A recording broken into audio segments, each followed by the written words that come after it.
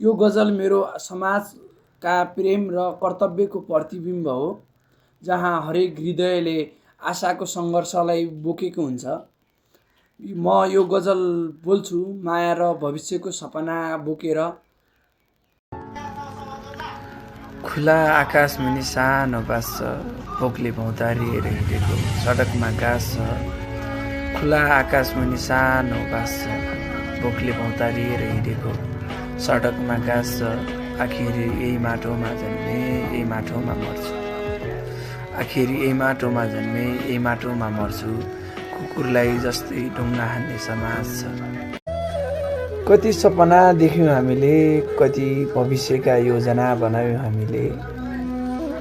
कति सपना देख्यौँ हामीले, कति भविष्यका योजना बनायौँ हामीले। तर समयले हाम्रो कहानी छोडिदियो, तर समयले हाम्रो कहानी छोडिदियो। अधुरै रहनु हाम्रो भाग्यमा लेखिदियो। हजारौं प्रश्न आज उत्तर भने आत्म सुन्ने, सबैले बिर्से धर्म के हो पाप के हो पुण्य। जनताका समस्यालाई नेताहरूले कहिले सुन्ने, एक छाक त मकै अर्को छाक भोकै कहिले सुन्ने। भोको पेट बोकी जनता बाँचिरहेछ हरेक घरमा, विकासले गति लेला कि भनेर आशा मनमा राखी गरिरहेछन् प्रतीक्षा बगाएर पसिना। तर सोझा साझा ठग्नु भयो तिमीहरूको धन्दा। कति सोध्छौ प्रश्न हजार दिन्छु जवाब, यहाँ अत्याचार गर्दै हिँड्छ शक्ति भएकोले। यदि अपरिचित भए केही हुने थिएन सवाल, तर चिन्ता लाग्छ जन्मिएको धरती भएकोले।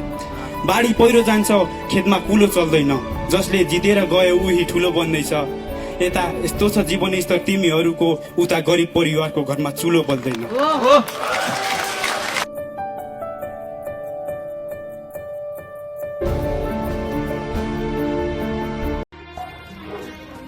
केही प्रेमहरू पुरा हुनका लागि होइन, हृदयमा बसिरहनका लागि हुन्छन्। तिमी र म पनि त्यस्तै भयौँ, सँगै भएर पनि टाढा रहनका लागि जन्म्यौँ। दुनियाँ कमजोरी मात्र खोज्न जानेको छ, खाली फुल नजिक काँडा रोप्न जानेको छ।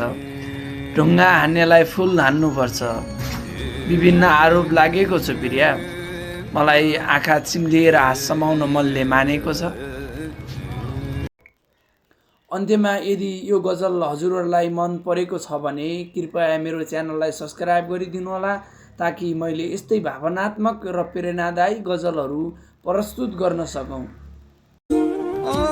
तिमी हाँसिरहेको देख्दा तर त्यो हाँसोमा मेरो स्थान थिएन।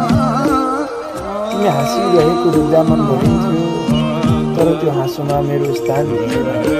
तिम्रो खुसी नै मेरो खुसी थियो, तिम्रो खुसी नै मेरो खुसी थियो, तर त्यो खुसीमा मेरो पहिचान थिएन।